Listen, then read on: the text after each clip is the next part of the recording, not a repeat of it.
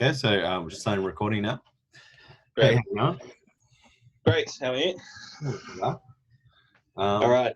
what did you think of the assessment? So the students definitely got some historical skills that they've shown, Hmm. um, but I think overall they're really not yet able to show that to a sophisticated level, and in certain criteria, and they're not able to show it to an adequate level either. So there's definitely some room for growth there. Hmm. Um, so overall, I gave it 10 marks out of 25. I Yeah, thought with yeah. Criterion 1 that they're using historical terms and concepts appropriately. They clearly show that they've got some knowledge. Um, but at times I felt that they're a little bit isolated, Hmm. and not always sort of placed into the context of the overall argument and the overall historical context. Um, with the Criterion 3 analysing, um, similar sort of thing. They were able to identify the features of evidence Yeah. from the sources, but they didn't show a particularly strong explanation as to how do those individual pieces of evidence fit into the greater picture of the thesis statement. Um, Yeah, I tend to agree with you mostly, like just overall. Uh, mhm. I felt like their structure really let them down, but like it's clear that they have the knowledge. Um, if it was just put together better and they didn't rely on sources to do the argument for them, mostly, I think. Yeah, Yeah. I think if they're synthesizing, they were able to formulate sort of basic decisions based on the evidence that they did found, but Mm. they were just basic. They weren't sophisticated enough to be, anything higher than what I gave them. Yeah. Um, I think the biggest area, or one of the bigger areas that the student needs to work on is their evaluating of sources. Um, I don't think the student did any explicit evaluation of sources. They mentioned the origin of the source, so whether it was from Mein Yeah. Kampf or whether it was from a newspaper cartoon, but they didn't actually make any sort of judgments on the usefulness or reliability of those sources. It was more just a general, I guess, sort of implicated that they were useful without explicitly stating it. Yeah. And then the last criteria with their creating and communicating, there was certainly a lot of issues with spelling and grammar, and as you already said, structure and things. But I felt more often than not, even though the language features weren't necessarily what you'd expect from an essay, Mm. it generally didn't get in the way of the communication of their ideas. Um, it just wasn't expressed as Well, in academic language. do you feel that that was like for me? Because like the first time I read it, I was like, Mm, I was quite confused about what was happening. But then yeah, I read it again, and then I I looked at where the source that they were talking about aligned. Then I could understand what they were saying more. You know what I mean? Like when I had the information, like I had to get the information myself for yeah, it to fully make sense. The argument itself was good. It's just like they didn't show that enough. I feel. yeah. No, I agree. I think I'd certainly agree. The first reading, I was very lost. Often I was reading through. Second and third reading, it became a lot clearer. But even within that, on the second and third readings, there was still parts where I felt lost, and I realized after second or third time that just a lot of the ideas actually weren't related to their thesis statement. Mm. But we'll get onto that. So, what did you Yeah. give this one overall? Yeah. So I gave 12 out of 25.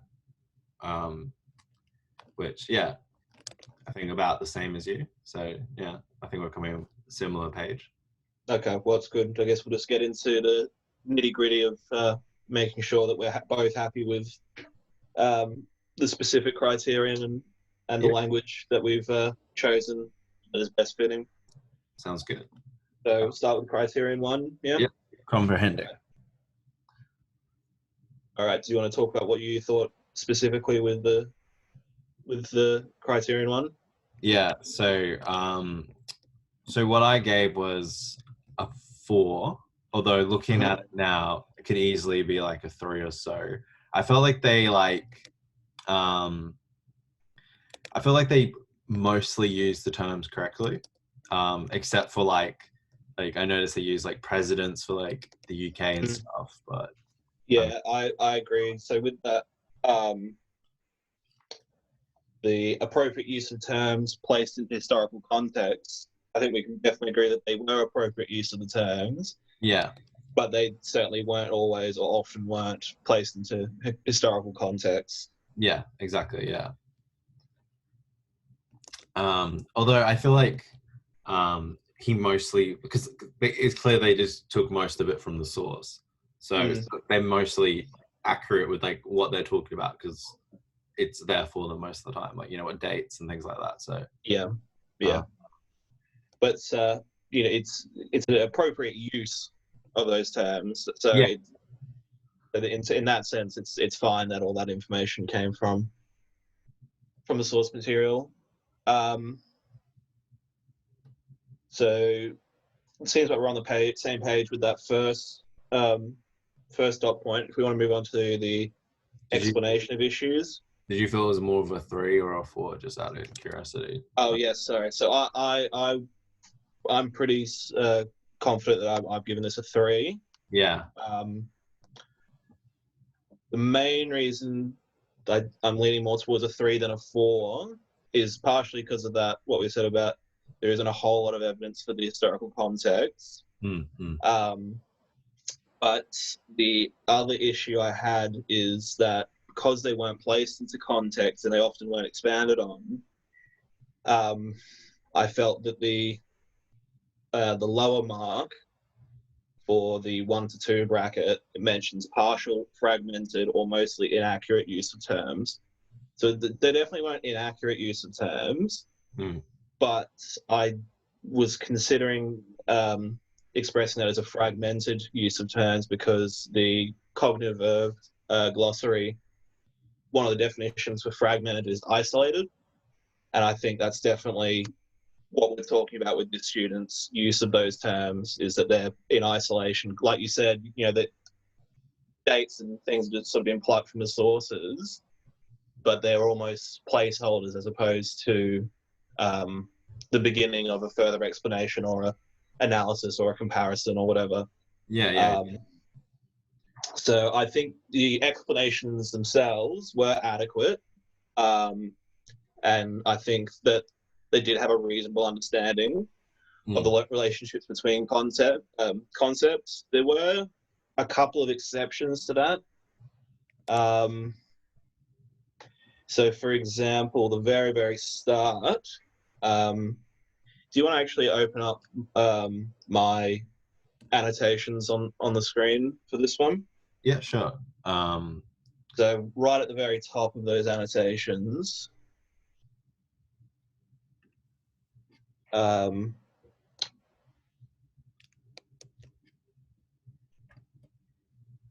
yeah.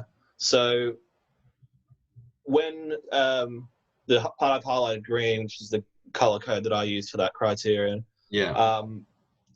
all has a strong relation to the Treaty of Versailles. So obviously, part of it is the way they've expressed that, but that's not really this criterion. But the issue I have with this criterion for that part is that it's, like I said, it's sort of in isolation. I know this is only the introduction, but it's sort of symptomatic of what continues to happen throughout. They mention a term like the Treaty of Versailles, but then don't really substantiate that by placing it into context, either historically or even the context of their overall thesis statement.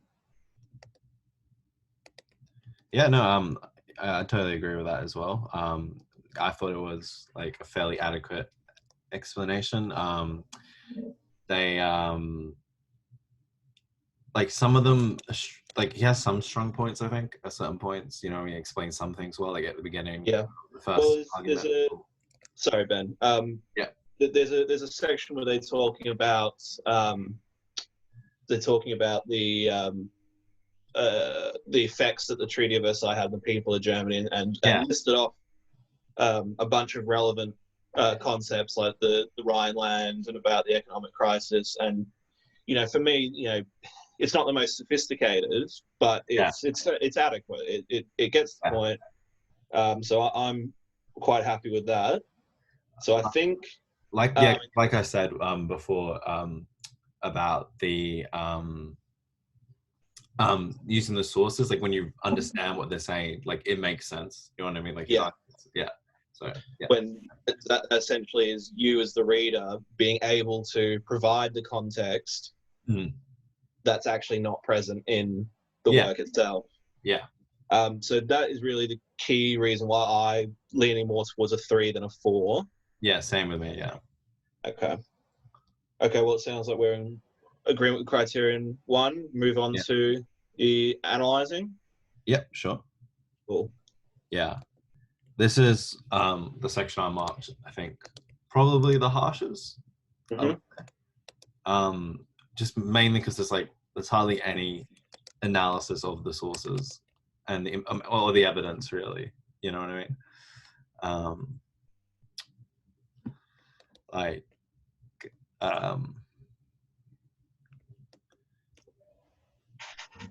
Like identification of the features of evidence from sources. Like there's some identification, but not really, In fairness, I don't think you could probably. I don't know. Well, first of all, what mark did you give for this criterion? For that part, 2. Okay, yeah, I gave it 2 as well. So overall, I gave a 1, but for that first part. Oh, okay. Yeah. Right. Okay. Yeah. So for that first one, the identification of features, I agree that they did identify the features. Certainly wasn't a discerning identification of those features, but they did identify. They were able to look at a source and take information from that. Yeah. So I think we're both probably happy with that one. Yeah. The next one is where there's definitely needs some further discussion, the examination of those features. So what did you want to say about that point? I'm just reading over what I wrote down.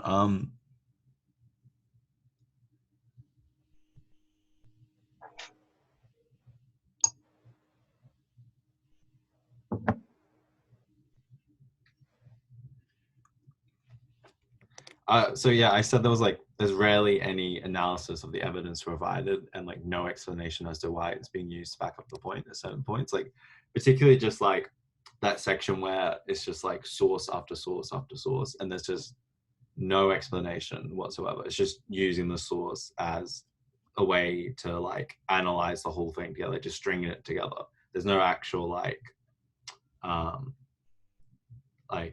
written analysis, if you know what I mean. So you're saying that for that one it would be a rudimentary examination of the evidence? Yeah. This is probably one of the bigger ones that I was torn on. Yeah. Because I felt like I found examples of both. I found examples that it was, a decent enough examination, not particularly sophisticated, but decent enough.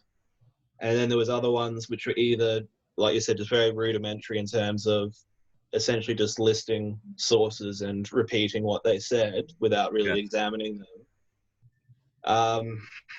So I had that split, and initially when I put it down, I did say it was probably more examination than rudimentary examination, but I think I might have to bump that down to rudimentary. Partially because I agree with you that a lot of it was just listing rather than actually examining. And worse than that, there's actually a couple of examples where I quite strongly feel that they've misinterpreted some sources. Let me see if I can find the examples. Yeah, so if you jump back on my annotations again, Yep. At the middle and bottom of the first page. So just scroll down a little bit more, up a little bit. So the first page, but just the That's bottom, big. and then up a look because there's two of them. There's that one, and then there's the other blue one above it. Oh, okay, yeah. There you go. So the first one, the Treaty of Versailles was a peace treaty in order to end World War One. I mean, that's not quite right. It's like, Yeah. I know what they're saying, but it's not quite accurate. And then in terms of the actual source itself, when it talks about the naked child with the sign with 1920 in front of them, represents the Germans being forced to sign the treaty. So they're talking about like there's the presidents in the background, and I agree to that extent that there's clearly one of them is a depiction of, I think, Uncle Sam. Another one's clearly supposed to be the French and the English. But one of them is, in my opinion, I think, is supposed to be the German government, who despite the people, or in this case the baby, being harmed by the agreement, the German government are represented in that picture. So I don't think they've quite got that right when they say it represents the Germans being forced to sign the treaty, because I don't agree that that's what that source is actually showing. Yeah. Another thing on that as well, like I was going to mention, I think I was going to mention this earlier, but I forgot. It's right at the end, they completely contradict their entire argument the whole way through. I don't know if you noticed that, like just speaking on that exact issue about their concept of what the peace treaty of Versailles is. Like it is a bit confusing because like if you see right at the end, they basically imply like it was a treaty to be followed in order to prevent a Second World War, not a treaty to be broken or disobeyed. So it's like their whole argument is set up to be like, oh, the Versailles Treaty caused all this pain to the German people, which caused them to think, oh, Nazism is a great thing, right? That's their whole argument. And then right at the end, they're just like, well, they should have followed it. It's like, that doesn't make any sense. Yeah, I see what you're saying. I initially had that section down. I sort of just dismissed it as saying, well, it's not particularly relevant to the overall argument because they're more speaking about, the Nazis were bad and Hitler was wrong. And it's not the question. The question is about what influence did the Treaty of Versailles have. But now that I look at it that way, I can certainly see where you're coming from there. Yeah. Because I really think that affects his analysis as well, because it shows that how he's analyzed the sources. It's like it shows the quality of the examination is not it's only rudimentary. Yeah, I agree with that.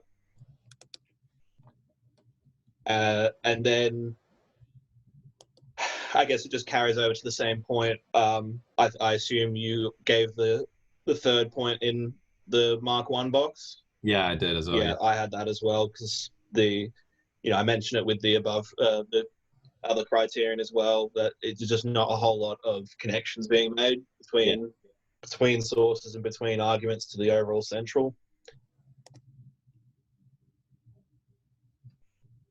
Okay, so synthesizing. We're happy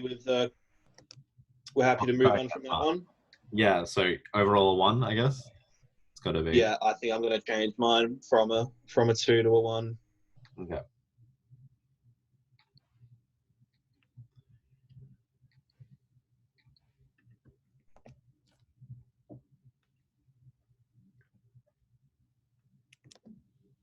All right, would you like to start us with synthesizing? Yeah, sure. So, this I was like a bit down the middle with. So like the first thing I gave a 2. I thought they were like, so like, yeah, your decisions for what to argue are reasonable and that they're logical and straightforward, but lack insightfulness or clear perspective on the issue. Yeah. I thought it was, they combine information fairly well. Sorry, before you carry on, what mark? What mark did you give this one? Overall, or just like that first bit? Overall first. Oh, overall, I gave it a 2. Okay. I went 2, 2, 3. Okay, so yeah, I think so with the justifying reasonable decisions and supporting basic historic arguments, I think that fairly closely matches what the student could show in their work. It was more than a superficial or rudimentary argument in the sense that it was more than just the Treaty of Versailles. A rudimentary argument for me would be the Treaty of Versailles did have a big impact, and that's it. They did have a little bit more than that. They explained the economics, but certainly not to the degree that you could describe as sophisticated or insightful for a lot of the similar reasons that we've already talked about. So I'm pretty comfortable that we're both happy with those first 2 points being squarely in the 2 bracket. Yeah. Well, and the third one. Yeah. Sorry, go on. Oh yeah, no, yeah. The third one was the one where I was like, I think I put a 3 for that. Yeah, just because it was from a range of sources. I mean, they do use evidence from a range of sources, like they do. So yeah, but I think that's fair enough.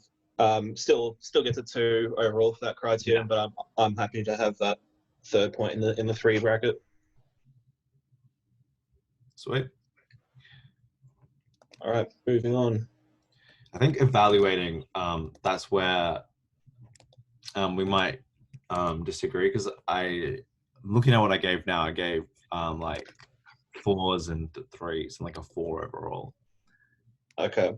But okay, well there is a bit of disparity there because I actually gave it a 1.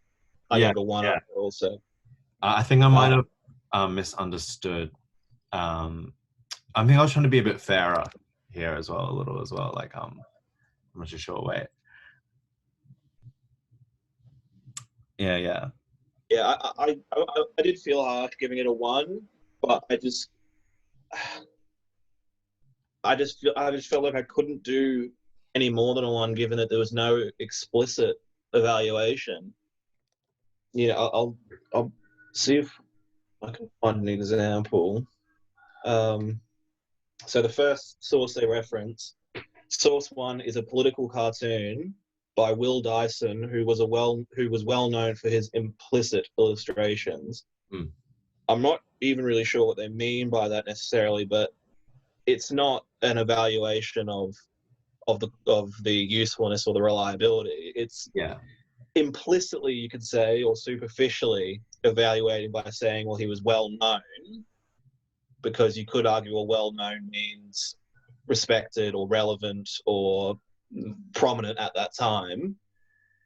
So I'm happy to say it's a superficial evaluation, but I can't give it any more than that because it's completely there's just no explicit, and for me that puts it quite firmly in the superficial or vague category.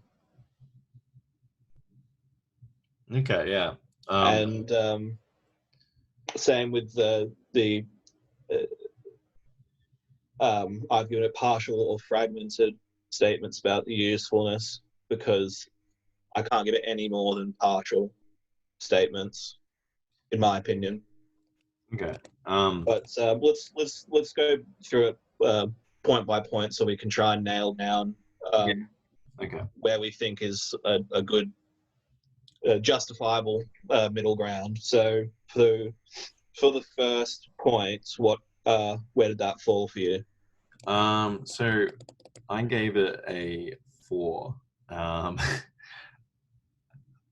Definitely don't think that now. Just like even what you said, and even earlier when you said that, and I was looking over, I was like, oh, I'm being way too kind here, I think.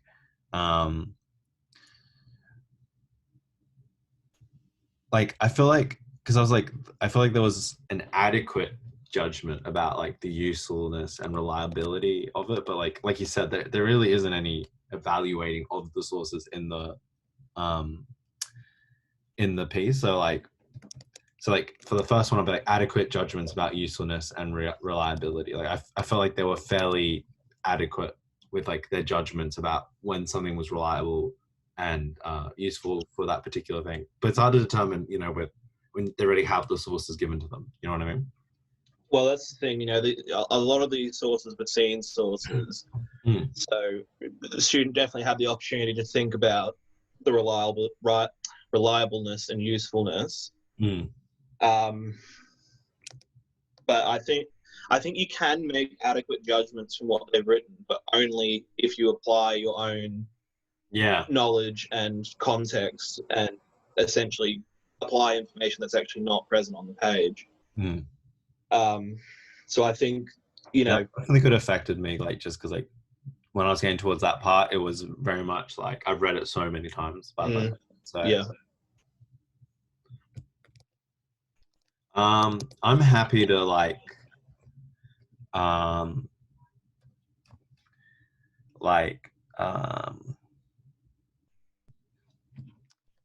don't know, like middle ground wise, like well 3. I don't know.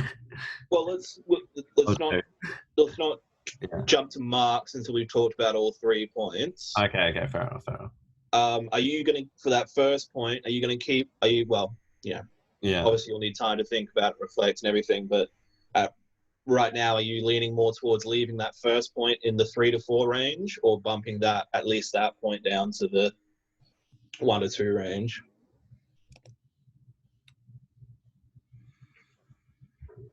Because that's the thing, like I feel like it's in between both of them.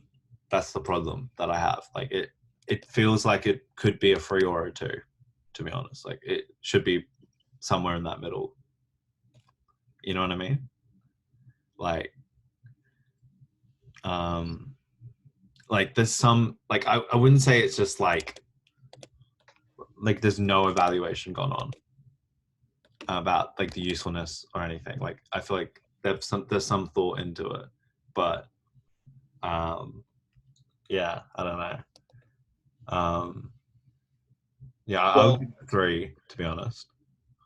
I've just brought up the glossary of terms to see if we can't find a better agreement about, is it adequate or is it partial? So adequate is defined as being satisfactory or acceptable in quality or quantity equal to the requirement or occasion. And for me, the key part there is equal to the requirement or occasion.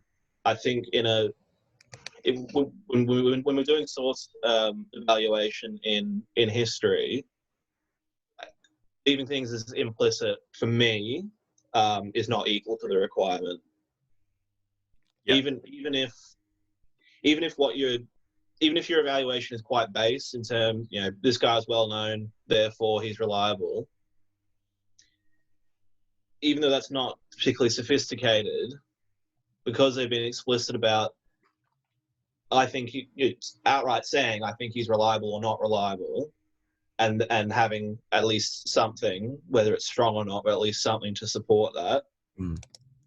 What were the other ones? Partial and fragmented. So fragmented was, hang on, I'll do partial. Actually, you know, thinking about it, like, because I've written it down about like how they use source 9, and like it logically follows an argument about how the power of the party promised was appealing.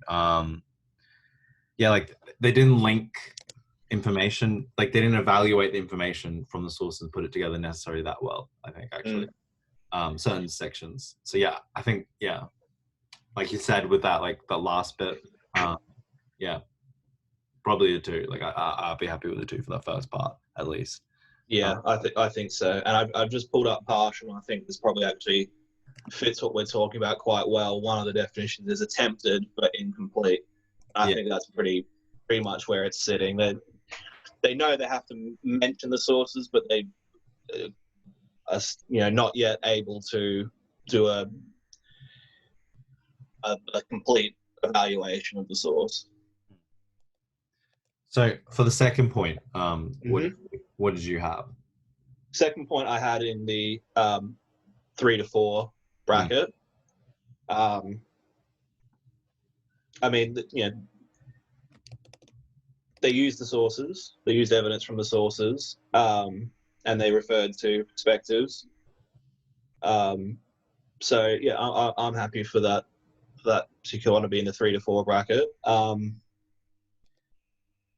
I feel the same. I gave it a 4, but like like I basically said that like they use evidence from a range of sources, but only refer to like a few perspectives and the stimulus supplied, and like none of them are like different or show like alternate perspective at all. It's all just this perspective backs up what I'm saying. This perspective. Yeah.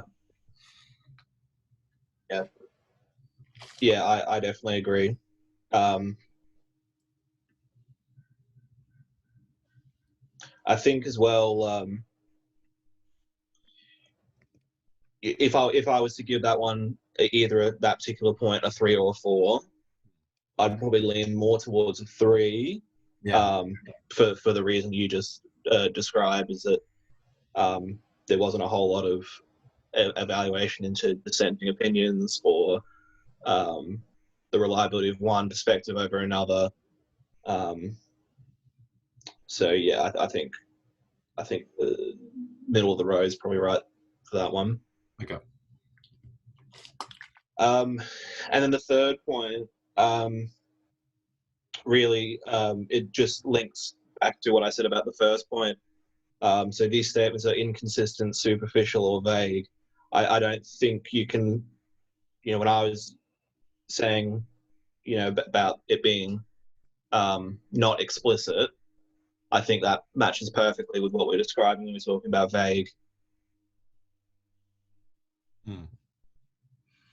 So I'm pretty happy to give that third point a 1 to 2 mark. Okay. I just don't because these judgments are, the 3 to 4 mark says these judgments are appropriate and corroborated. And, like we just said, there wasn't a whole lot of evaluation between sources, let alone of individual sources. I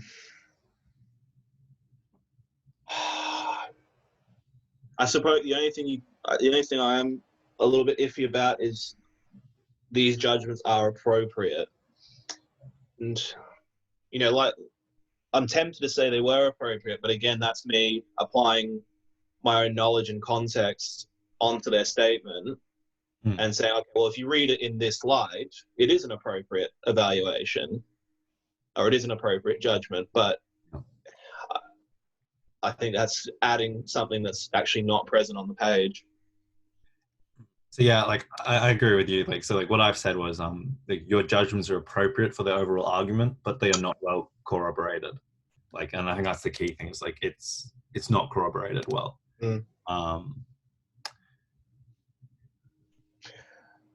But do you think you can conclusively say that the judgments are appropriate if they didn't explicitly state those judgments?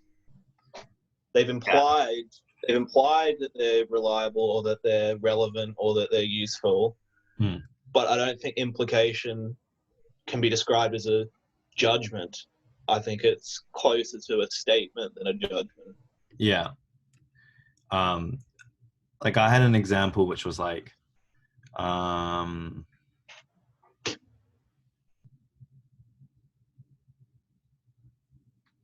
like he was like trying to corroborate, he was talking about Hitler's using propaganda to attempt to create a powerful generation of Germans, and then he started like discussing the like the housewife like perspective, but he didn't have a linking sentence so that they corroborated each other. It was too separated. So like, and I agree with that. And because that was quite vague, so like I'm happy to, like, I gave a 3 for that, but like honestly I think 2 is probably more appropriate just because of the lack of corroboration. Yeah, because it does make it a bit vague. Okay, well that means that if I've listened to your adjustments correctly, that means that you've moved down into the 1 to 2 bracket, but you're sitting more on a 2 and I'm sitting more on a 1. Yeah. Yeah. Okay. I think that's, you know, I don't think we're going to be able to get exactly the same on every single point. No.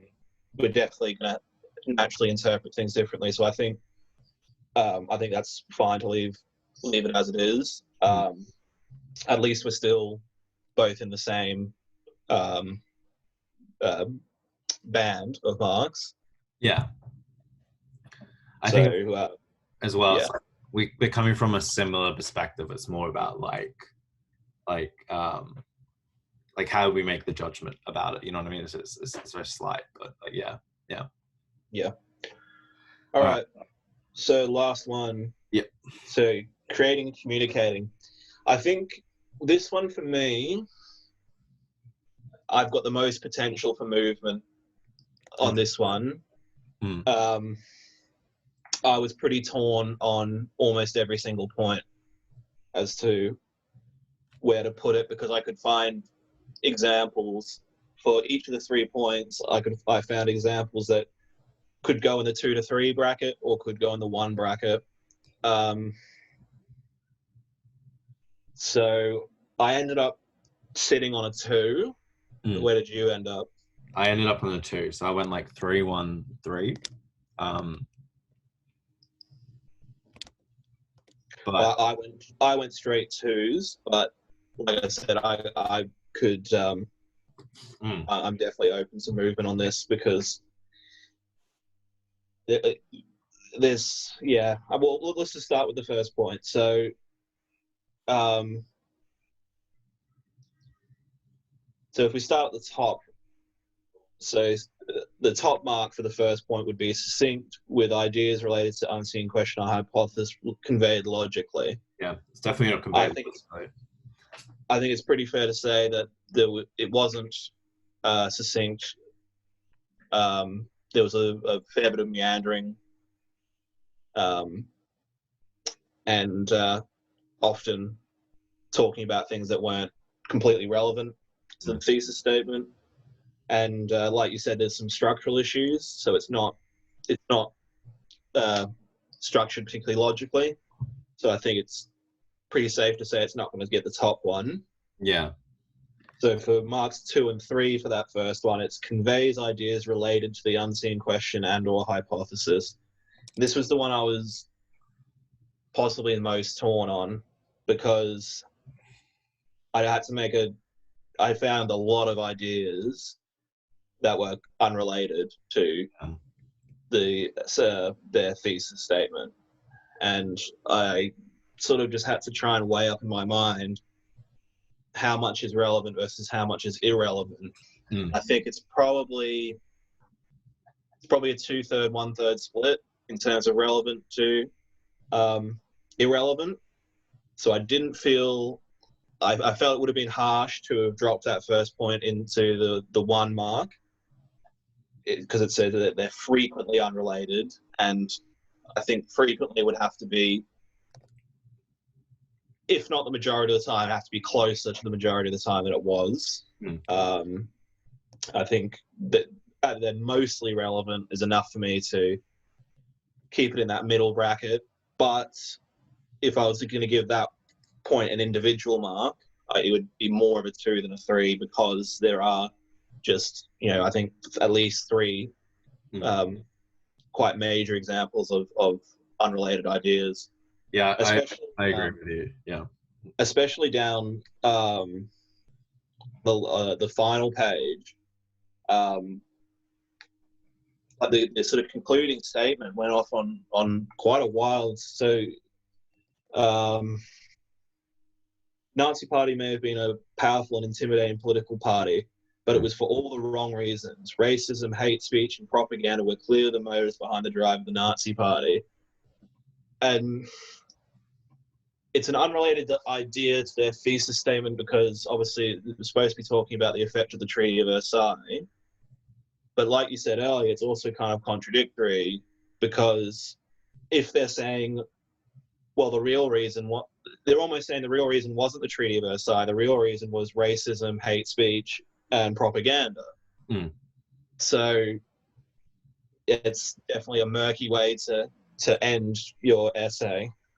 So I think because of examples like that, I couldn't give it any more than a 2 for that particular one. Yeah, I agree. Especially because, like, especially again, he basically creates a paradox for himself, where it's Yeah. like for his own argument, which just completely derails it. Like I would have been more leaning towards a 3 if it wasn't for that. Just because like the ideas themselves are okay and pretty solid. It's just and unclear. Mostly related. They are mostly related to Yeah, the thesis. They are mostly related to the Treaty of Versailles and how it affected them and how it was used as a way to begin a movement. And so I'm happy that it was most of the time it was in that bracket. So I'm happy to leave it there. cool. Do you want to do the second point? Yeah.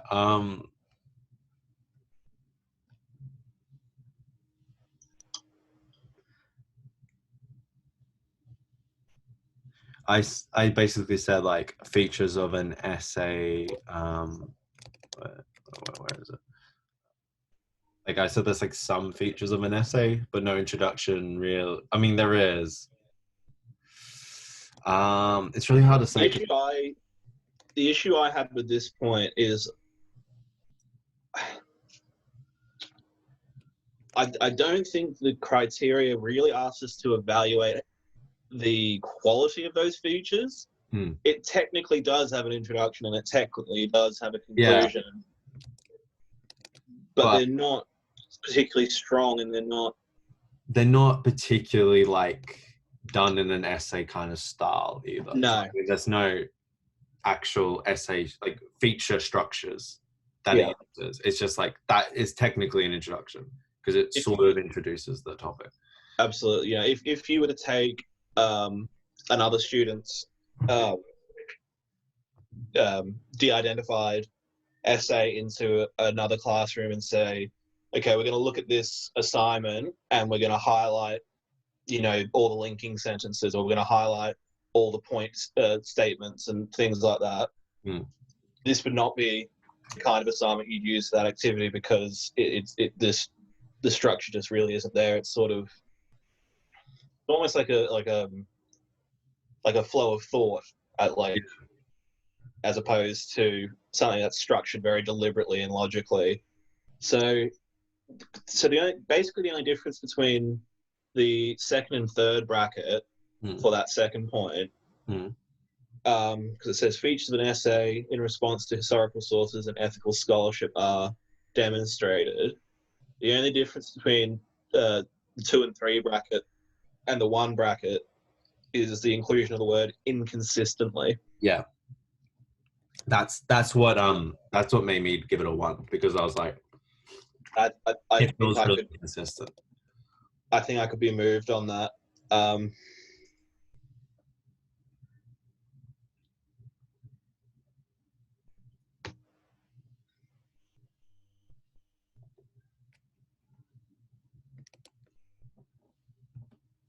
Yeah, I'm sorry. I was just looking at the exact definition that they use for inconsistent.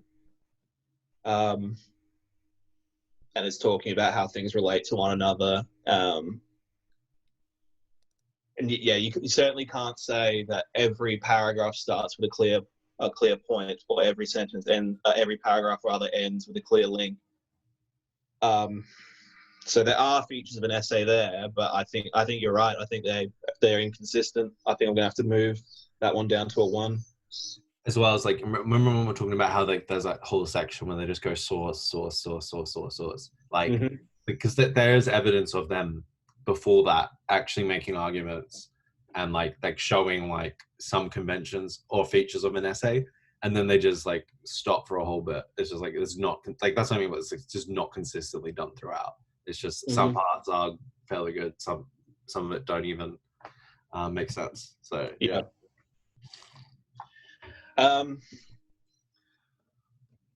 So the final one. So the spelling, grammar, and punctuation. So I think it's pretty clear that it's not going to be in the top bracket. It's definitely not minimal errors. So essentially the issue is it going to be some errors or frequent errors? Yeah. And I think the thing that swayed me here, well, first of all, I'll say I gave that point a 2 rather than a 1. What did you give that? I gave that a 2. Yeah.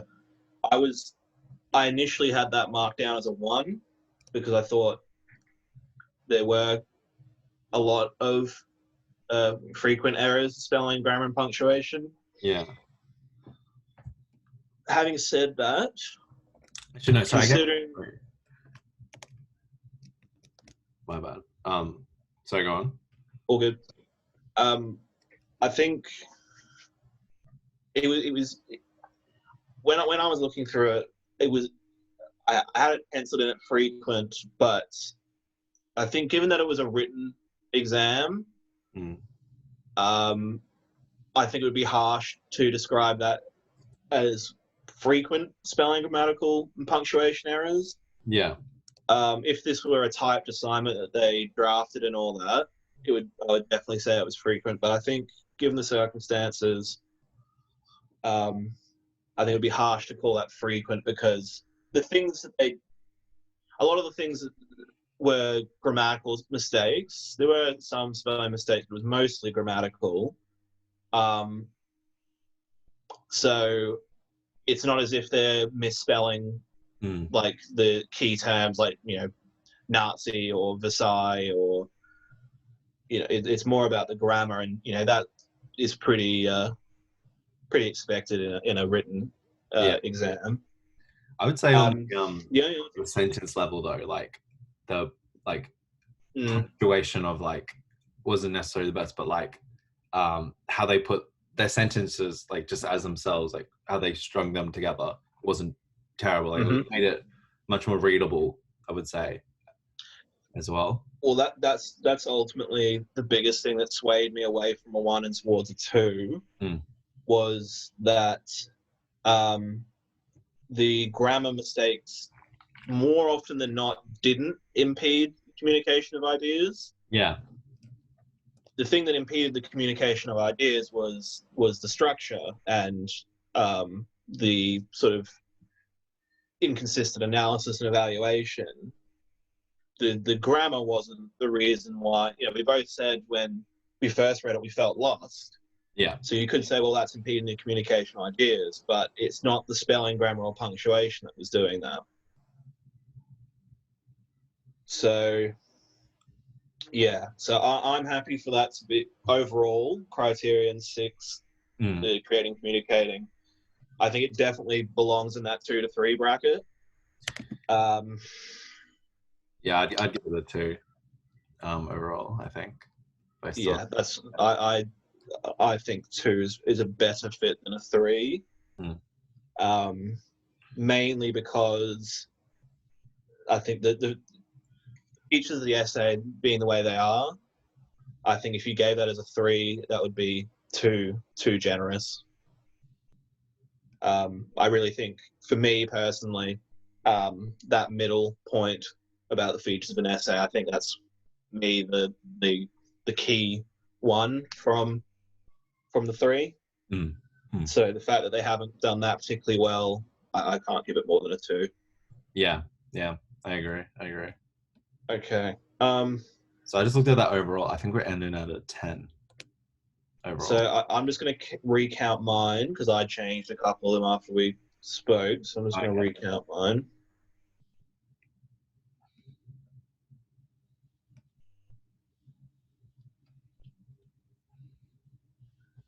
I think we've got to a 9. Oh, really? Should we just very quickly go through, not explain why, but go through the marks? So criterion 1. 3? 3?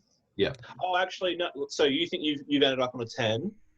I think so. I just did. Okay, I think that's fine because I'm pretty sure it was the evaluating one. I gave evaluating 1 and you gave evaluating 2. Yeah. So that makes sense then. Okay. Yeah. That's a slight difference. Yeah. Yeah. Cool. Now, I'm not sure if we have to do this or not, Mhm.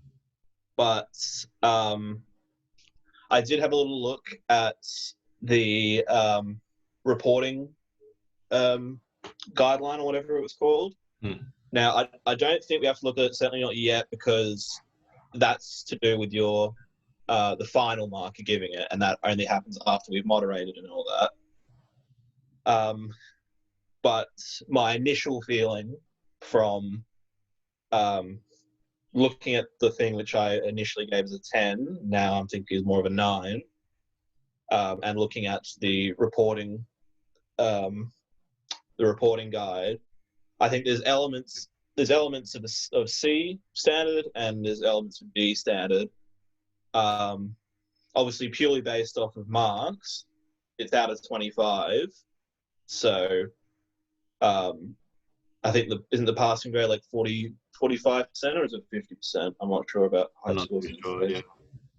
But assuming a 12 is a flat C, then I think where we're sitting with a 10 or a 9 is about right. It's either a C minus or a D plus, kind of in that range, has elements of C and D in it. I was thinking about this actually because like labs are like they have the opposite problem. You know what I mean? Where they have like really clear structure, but like the information wasn't that good. And like for me, that would be better in a way because at least you know what the person's arguing, even if it isn't. Absolutely, because at least they're following the formula. Yeah. So it'd be easier to bump up some of those marks in like the analyzing or the evaluating sections even if their conclusions weren't sound. The fact that they demonstrated that they have the skills to evaluate and analyze and do it consistently, even if it's incorrectly, I think it would have been easier to give it a little bit higher marks. But yeah, it's a real shame as well because it shows the person as well like they do have the potential. They just need that like guidance on structure, really. Yeah, absolutely. I think again I don't think we're supposed to do a final comment until after we've moderated and decided on what our final mark is going to be. But I'd absolutely agree with what you just said in terms of it's not a case of there's just nothing there to work with. This person's got no idea. That's not the case. They've definitely got some historical skills. Structure definitely would be one of the bigger ones to work on. And then sort of the more there's the nitty gritty in terms of source analysis and evaluation. So I think those are probably the three key areas that they've sort of have dragged them down. But they've definitely got like we said, they can use terms appropriately. They can explain issues. They can form reasonable conclusions from those issues. So it's just about getting to use that knowledge and apply it in the correct structure and just a little more time for thinking about it because like I think like that again example of when they contradict themselves right at the end, that just shows that there is a lack of thought about how it does go together, what they're going to say, because they're not thinking at the end, oh wait, because if they thought for a little bit they would have realized that contradiction that they're doing. I agree, definitely. Even the way it's written, it's like you can tell they're trying to be clever with the way that they're finishing it rather than focusing what they actually doing. It's almost like I said earlier, it's almost like a stream of thought as opposed to an essay which is supposed to follow quite a strict structure and we're looking for very specific things. I agree with that too as well. Like in the end, like I think in the last he uses a rhetorical question, which I felt was a bit off, but like out of place. I don't think that was at the end, but I do recall something like that. I think it was something like how could the Germans not how could they not fall victim to something like the Nazi Party when after everything that had happened to them or something like that.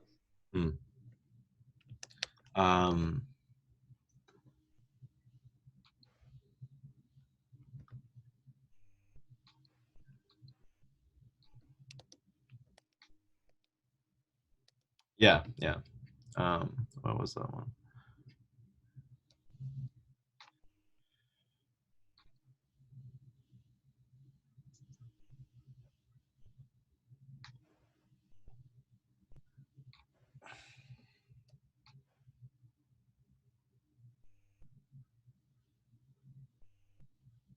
Yeah. Okay.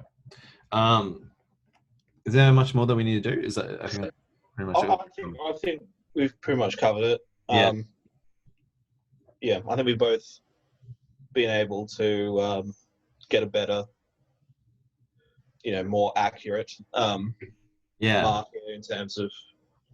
I think we've come to agreement about basically every single thing except for that one little point about whether it's a 1 or 2 for the evaluating, but even that is within the same bracket. So yeah, I think we're on the right track there. Yeah, I'm happy with that. I feel like it's like just more accurate to like how we see it as well. So it's that's the only slight difference. Cool. All right, sweet. I'll end the recording now. Sweet. See you soon.